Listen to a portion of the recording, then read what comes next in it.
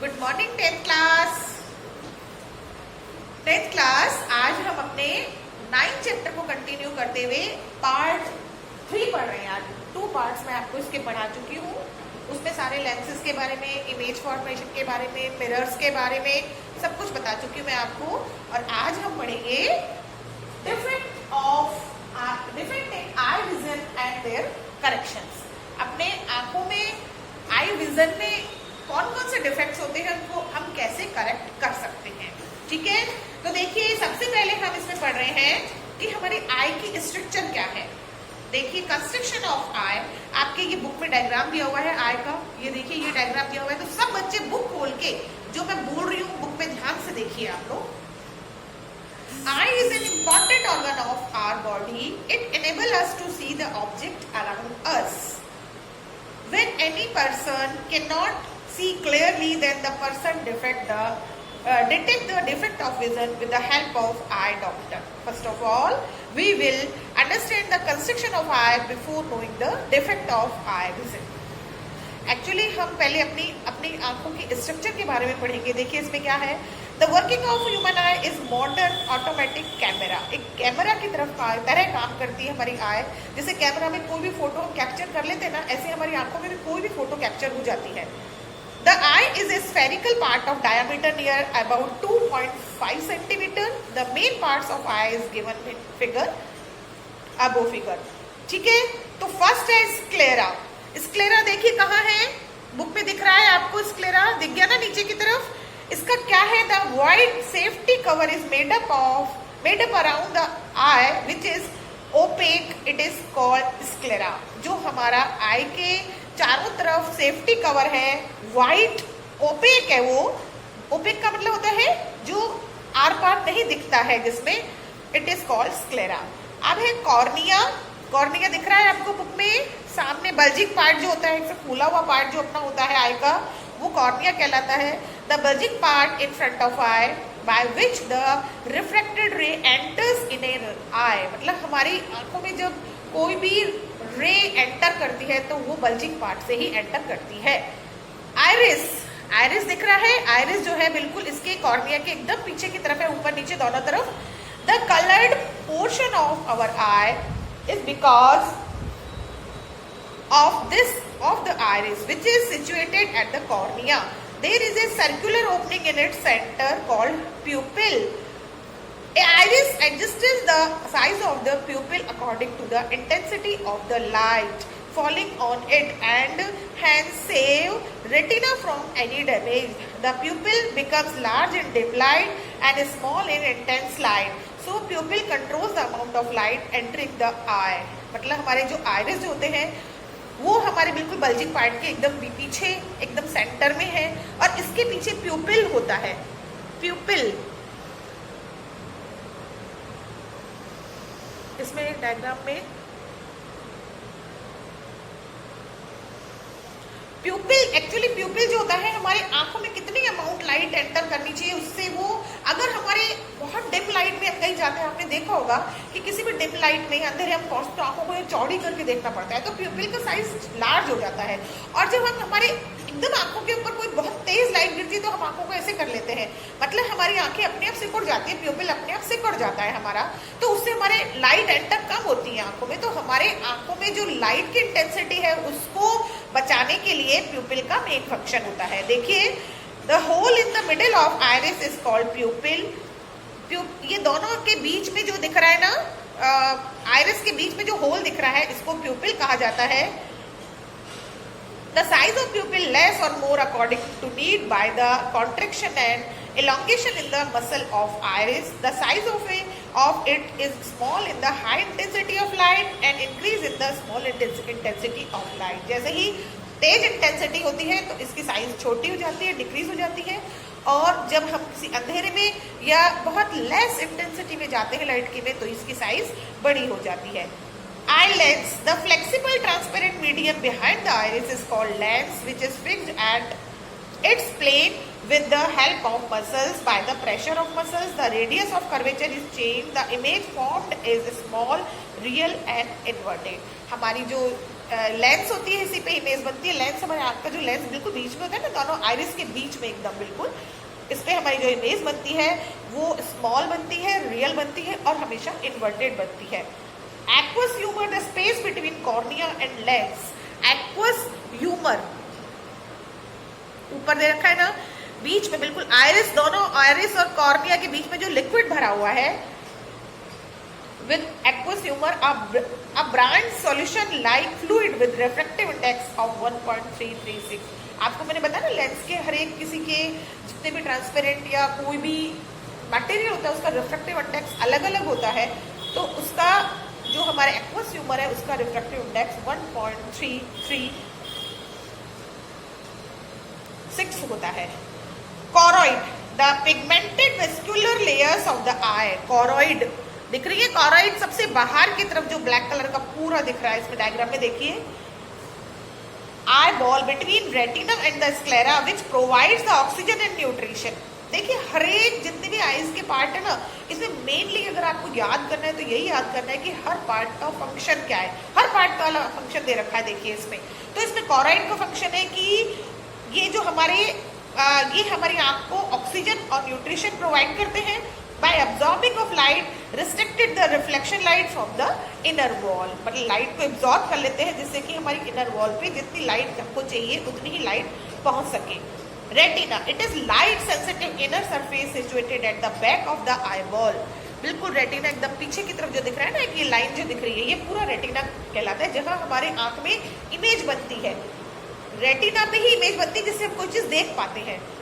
तो देखिए retina has light sensitive detector cells called the rods and cones। rods are more sensitive to light than the cones।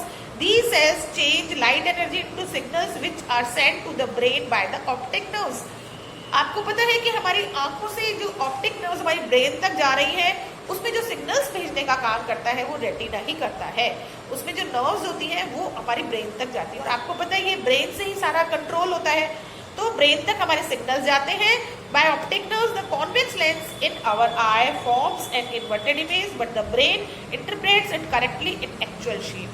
Actually शुरू में जैसे कैमरे में बताया ना कि इमेज जो बनती है वो इन्वर्टेड बनती है, उल्टी बनती है, और जैसे ही हमारी इमेज बनी वो तुरंत ब्रेन को सेंड कर दी जाती है। ब्रेन उसको फिर सीधी करता है, ब्रेन सेंड करता है मैसेजेस जिससे हमें इमेज सीधी दिखाई देती है। ठीक है। Vitreous humor, it is a jelly-like fluid that is filled in the space between retina and lens। दिख रहा है ना आपको। A normal eye can accommodate distant objects without any limit, but there is a limit for near object। हमारी जो normal आई है जिसके कोई डिफेक्ट नहीं है आँख के अंदर, वो डिस्टेंट ऑब्जेक्ट कितनी भी दूर का देख सकता है, मतलब उसमें कोई लिमिट नहीं है कि हम इतनी दूर का भी हमें कुछ दिखाई दे रहा है। लेकिन जो हमारा जो नियर पॉइंट होता है वो फिक्स होता है, वो होता है 25 centimetre. I can see that distinctly is called the least distance of distinct vision। its value for a normal eye is about 25 centimetre. हमको अपनी आंखों से बुक को करीब 25 सेंटीमीटर दूर करना चाहिए। अगर हम बिल्कुल एकदम पास कर लेते हैं आंखों के तो हमें चीज दिखाई नहीं देगी। ठीक है। The farthest point up to which an eye can see object distinctly is called the far point of the eye। जो हमारी बिल्कुल बहुत दूर कोई पॉइंट दिखाई दे रहा है वो हमारा फार पॉइंट कहलाता है। इट इज इन्फिनिटी भी हो सकता है, नॉर्मल आइज के लिए इन्फिनिटी हो सकता है। किसी को कोई बहुत दूर का माउंटेन उस पर भी कोई चीज दिखाई दे सकती है, तो वो पॉइंट जो होता है हमारा इन्फिनिटी होता है, और जो नियर पॉइंट होता है वो हमारा 25 सेंटीमीटर होता है फॉर ए नॉर्मल आई। ठीक है। Defect of vision in human eye and their correction. अब हमारे आंखों के अंदर जैसे हमारे चश्मा लगता है ना, मैंने भी लगाया हुआ चश्मा, तो ये क्यों लगता है? क्योंकि हमारी आंखों में कुछ डिफेक्ट्स होते हैं, हमें या तो दूर की चीज या हमें नजदीक की चीज क्लियरली दिखाई नहीं देती है। तो उनको करेक्ट करने के लिए हम क्या करते हैं? तो सबसे पहला डिफेक्ट है मायोपिया या शॉर्ट साइटनेस। इसमें क्या होता है, person with short sight can see near objects clearly and he और she is able to see the distant object clearly beyond a certain point. The far point for such an eye is about a few metres away. मतलब इसमें क्या होता है कि दूर की चीज हमें क्लियरली दिखाई देती है, मतलब हम इन्फिनिटी नहीं होता है फार पॉइंट, इसका जो होता है इन्फिनिटी नहीं होता है, हमको बस थोड़ी दूर की चीज दिखाई देती है, उसके बाद की चीज हमें धुंधली दिखाई देने लग जाती है। इसको बोलते हैं मायोपिया। ये देखिए मैंने आपको डायग्राम बताया है, इस बुक में बने हुए आपके मायोपिया के। इसमें ये अपने नॉर्मल आई में होता है। इसमें क्या होता है कि ये फार पॉइंट इसका यही आ जाता है, बस ये फार पॉइंट यहाँ आ जाता है। इसका फार पॉइंट यहाँ आता है कि इसमें क्या करते हैं, हम बीच में कॉनकेव लेंस लगा देते हैं जिससे फॉरवर्ड वापस इंफिनिटी पे चला जाता है। ये नॉर्मल आई में, ये नॉर्मल आई है, इसमें हमको फॉरवर्ड वापस इसमें डिस्टेंट ऑब्जेक्ट दिखाई देना चाहिए, इंफिनिटी पे दिखाई देना चाहिए, तो इसको बोलते हैं मायोपिया। और हाइपरमेट्रोपिया में क्या होता है, हमारा जो नजदीक का पॉइंट होता है वो दूर चला जाता है। ये near point of I, defected आई है ये वाली, इसमें होना यहाँ चाहिए जबकि 25 सेंटीमीटर पे, जबकि वो दूर चला जाता है। तो इसको हम करेक्ट करने के लिए क्या करते हैं, कॉन्वेक्स लेंस बीच में लगा देते हैं जिससे कि हमारा वापस क्लियर पॉइंट यहाँ आ जाता है। आया समझ में आपको? ठीक है, क्लियर पॉइंट यहाँ आ जाएगा हमारा वापस। ये 25 सेंटीमीटर है और ये दूर का जो होता है हमें ये लेंस लगाते ही वापस 25 सेंटीमीटर पे आ जाता है। ठीक है, तो ये दो डिफेक्ट समझ में आ गए आपको, मायोपिया एंड हाइपरमेट्रोपिया। मायोपिया को करेक्ट करने के लिए कॉनकेव लेंस लगाया जाता है, हाइपरमेट्रोपिया को करेक्ट करने के लिए कॉन्वेक्स लेंस लगाया जाता है। अब तीसरा है हमारा presbyopia. The power of accommodation of the eye decreases as the weakness of ciliary muscles and lens loses it flexibility with aging. That is why most of the old people are not able to read or see near object clearly and comfortably. Such type of defect is called presbyopia. Presbyopia में क्या होता है कि जो थोड़ा सा as के according होता है ये, उसमें आपको दूर की चीज भी क्लियर दिखाई नहीं देती और पास की चीज भी आपको क्लियर दिखाई नहीं देती है। तो इसमें दोनों तरह के करेक्शन, तो इस आईफोकल लेंस लिया जाता है, उसमें कॉनकेव लेंस नीचे की तरफ, सॉरी कॉन्वेक्स नीचे की तरफ और कॉनकेव ऊपर की तरफ। आज मेरा स्पेक्स जो है वो बायोफोकल ही है, इसमें मेरे को नीचे की तरफ जो है नजदीक के देखने के लिए और ऊपर वाला जो है हिस्सा वो दूर का देखने के लिए होता है, इसको बोलते हैं बायोफोकल लेंस। ठीक है, प्रेस बायोपिया। अब एक प्रॉब्लम आती है astigmatism. Astigmatism is due to the irregularities developed in the cornea of the eye. In such type of defect eye, cornea is not perfectly spherical and hence a person cannot focus his eye on both horizontal and vertical planes simultaneously. This type of defect is corrected using spectacles fitted with suitable cylindrical lenses. इसमें cylindrical lenses का use किया जाता है, मतलब उसमें horizontally और vertical planes बिल्कुल clear दिखाई नहीं देता है उसको, तो उसमें आपको सिलिंड्रिकल लेंसेज का यूज किया जाता है। अब एक डिफेक्ट आता है कैटरेक्ट, नाम बहुत सुना होगा, थोड़ा एज के अकॉर्डिंग आता है। इसमें क्या होता है कि मेरी आंखों के आगे धुंधला छाने लग जाता है। Cataract is the clouding of eye's lens. Eye lens पे क्लाउडिंग मतलब धुंधलापन छाने लग जाता है। It is the most common cause of vision loss in people over age 40। It is the main cause of blindness in the world. तो धीरे धीरे धुंधला छाते छाते उसको बिल्कुल अगर टाइम पे इलाज नहीं करवाया गया, टाइम पे इसका ऑपरेशन नहीं करवाया गया, तो इसमें आप बिल्कुल ब्लाइंड भी हो जाते हैं। तो मोस्ट ऑफ द पीपल जो है ब्लाइंड इसी वजह से होते हैं। Cataract happens when some of the protein clump together and start to cloud a small area of the lens. जैसे प्रोटीन क्लम्प जमा होने लग जाता है, प्रोटीन क्लम्प होने लग जाता है और वो कॉर्निया के आगे आने लग जाता है, जिससे कॉर्निया के सामने धुंधला छाने लग जाता है। Over time it grows larger and clouds more of the lens making it harder to see. Cataract is removed by the surgery, but person used to thick and dark color spectacle after removing the eye lens. In modern technology, artificial lens is fitted after the removal of cataracted eye lens. The artificial lens is known as intraocular lenses. इसमें surgery की जाती है जिससे वो जो clouds है वो हटा दिए जाते हैं, या इसमें आजकल बहुत ही नई सर्जरी में आर्टिफिशियल लेंस फिट कर दिया जाता है जिससे कि वो बिल्कुल नॉर्मली देख पाता है पेशेंट। ठीक है, तो इस तरह से कैटरेक्ट तो आपने सुना होगा, घर में भी आपके ज्यादातर बुजुर्ग लोगों के कैटरेक्ट का ऑपरेशन हो चुका होता है। अब हमारे पास ये हमारा चैप्टर खत्म हो चुका है बच्चों। अब हम इसमें ये वेरी शॉर्ट की तो मैं आपको दूंगी, ठीक है ना। आप आ जाइए शॉर्ट आंसर टाइप क्वेश्चंस में, आप बुक निकालिए अपनी अपनी और शॉर्ट आंसर टाइप क्वेश्चन जो है थोड़ा सा मैं आपको रिवाइज कर देती हूँ। What is regular reflection and diffuse reflection, तो ये शुरू में दे रखा है दोनों, रेगुलर और डिफ्यूज रिफ्लेक्शन के स्टार्टिंग में देखिए, चैप्टर के स्टार्टिंग में दिया हुआ है रिफ्यूज और डिफ्यूज गिरा, regular reflection and diffuse reflection. इन दोनों में से आपको ये डायग्राम भी बनाने हैं और दोनों का थोड़ा थोड़ा लिखना भी है, ठीक है। अब नेक्स्ट है अपना what is lateral inversion. Lateral inversion ये ना, ये लेटरल इन्वर्जन है, ये वाला लेटरल इन्वर्जन है, ठीक है। तो ये आपको लेटरल इन्वर्जन का करना है। इसमें से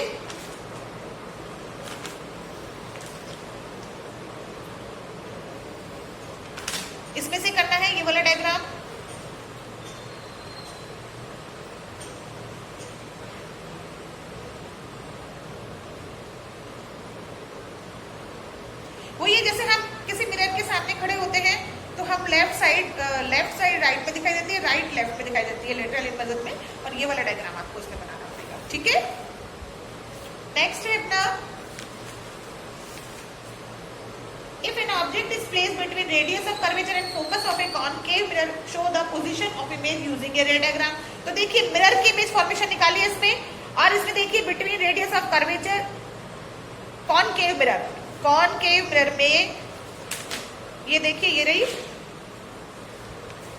ये कॉनकेव मिरर के हैं, पेज नंबर 130 निकालिए। और इसमें क्या कह रहा है, ये कह रहा है place between radius of curvature and focus, between radius of curvature, ये जो टेबल दी हुई है ना, ये टेबल दी हुई है, इसमें लिखा हुआ है between radius of curvature and focus between C and F, 4 number पे है।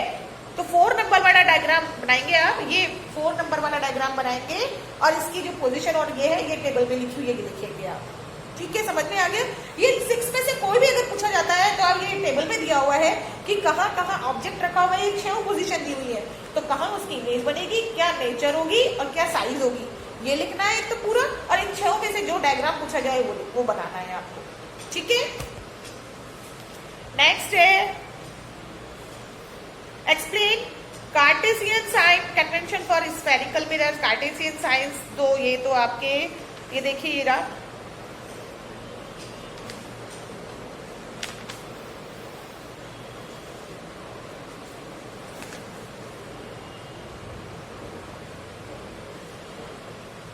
ये जो है मिरर फॉर्मूला लिखा हुआ है ना, इसमें सारे कार्टेशियन साइंस का लिखा हुआ है, ये देखिए ये इसमें ये सारे साइंस बता रखे हैं आपको कि कौन सा साइन कब आएगा, कौन सा साइन कब आएगा, इसमें और ये इसमें नीचे, ये देखिए इसमें से ढूंढ के लिखना आपको मिल जाएगा सारा। ये है पेज नंबर 132, ठीक है। अब नेक्स्ट है what is refraction of light, write the laws of refraction. Refraction का निकालिए, ये रिफ्रैक्शन ऑफ लाइट, ये रहा रिफ्रैक्शन, और लॉज ऑफ रिफ्रैक्शन, ये 2 लॉज ऑफ रिफ्रैक्शन लिखे हुए हैं, ये रहा ये पेज नंबर 136 पे रिफ्रैक्शन के लॉज भी लिखे हुए हैं दोनों के। देखिए ये रहा पहला, ये फर्स्ट लॉ ये रहा जिसको स्नेल्स लॉ बोलते हैं, और सेकंड लॉ ये रहा, ठीक है। तो ये दोनों लिखने हैं आपको इसमें, ये रिफ्रैक्शन के हैं, रिफ्लेक्शन नहीं कहा ये, ठीक है। What are the different types of convex lenses and concave lenses. तो कॉनकेव और कॉन्वेक्स लेंसेज के टाइप्स ये रहे, ये बता रखे हैं आपके डायग्राम में, ठीक है, पेज नंबर 139 पे, ओके। अब है define focus and optical centre for a spherical lens. Spherical lens ये रहे, इसमें कौन क्या बता रखा है, एक तो फोकस और ऑप्टिकल सेंटर। ये देखिए ये स्फेरिकल लेंसेज हैं, इसमें फोकस, ये रहा फोकस और ऑप्टिकल सेंटर, दोनों के बारे में दे रखा है, ये दोनों लिखना है आपको, ठीक है। पेज नंबर 140 पे दे रखे हैं दोनों। अब है right the rules of refraction for a spherical lens.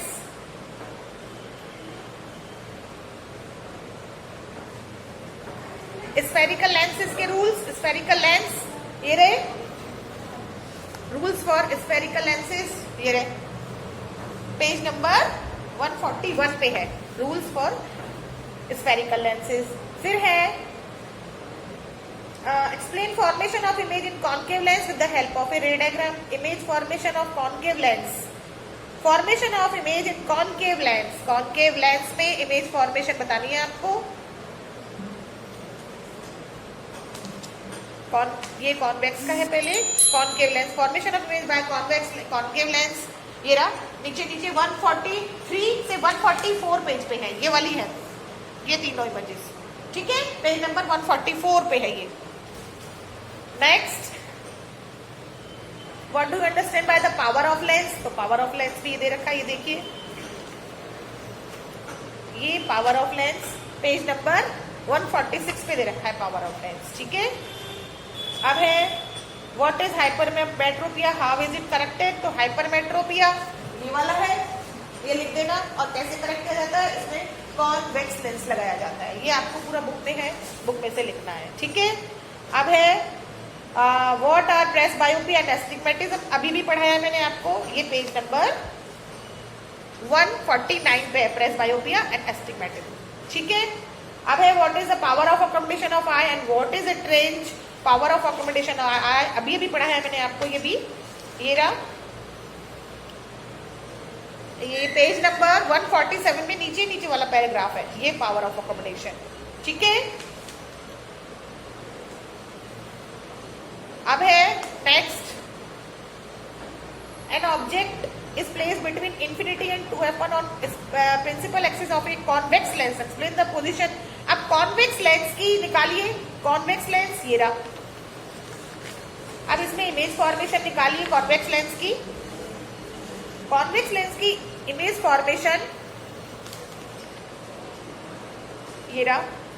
हाँ, इसमें ये टेबल दे रखी है। अब ये क्या कह रहे हैं कि अगर ऑब्जेक्ट को place between infinity and 2f1, place between infinity between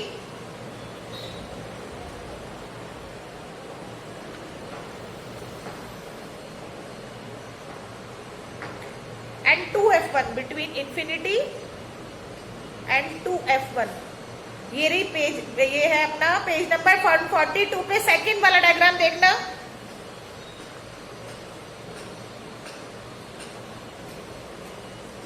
second वाला मतलब इसमें टेबल में सेकंड वाला ये बियॉन्ड 2f1 का मतलब क्या, 2f1 के इधर रखा तो इंफिनिटी और 2f1 के बीच में आ गया ना, ये डायग्राम दे रखा है अपना सेकंड 142 पेज पे सेकंड नंबर का डायग्राम देखिए, इसमें ये वाला बनाना है आपको। ठीक है, तो ये अपने शॉर्ट टाइप के हो गए। अब ऐसे टाइप में जो दे रखे हैं ना, ये सारे जो जैसे give the position nature of image for the different position of object for a concave mirror with the help of रे डायग्राम, ये पांचों के पांचों कॉनकेव मिरर के जो अभी अभी मैंने बताए, ये जो पेज नंबर 140 कॉनकेव मिरर के, कॉनकेव मिरर है, ये लेंस नहीं है, ये रहा पेज नंबर 130 पे है कॉनकेव मिरर के। ठीक है, ये 6 दे रखे हैं पूरे, इनमें से ही है, ये 5 दे रखे हैं, इनमें से ही बनाने हैं आपको। आप इसमें से चेक कर लीजिएगा, ये जो टेबल है 130 पेज पे जो टेबल दे रखी है, इसमें से चेक करना, डायग्राम भी बनाना और उसके टेबल में से देख देख के कहाँ बन रहा है, क्या नेचर है, वो सब लिख देना। ऐसे ही सेकंड क्वेश्चन है, ऐसे ही थर्ड है, 4 है, 5 है, ये सारे जो है आपको इसमें सिर्फ आपको डायग्राम बनाना है और कहाँ इमेज बनेगी, कहाँ ऑब्जेक्ट होगा, कैसी इमेज बनेगी, किस तरह की बनेगी और उसकी क्या उसकी नेचर होगी, वो सारे टेबल में लिखे हुए हैं, वही आपको सारा करना है। न्यूमेरिकल क्वेश्चन जो है ये मैं आपको वर्कशीट दूंगी न्यूमेरिकल्स की। ठीक है, सब बच्चों को समझ में आया, नहीं आया सब बच्चों को? और कोई भी क्वेरी हो, कोई चीज समझ में नहीं आ रही हो तो प्लीज मुझे व्हाट्सएप पे पूछ लेना। डायग्राम सारे दे रखे हैं आपको सब समझ में आ जाएगा। डायग्राम बनाने लगोगे, लेकिन डायग्राम सारे बना के मेरे को सेंड करने हैं आपको। ठीक है, ओके, बाय बाय।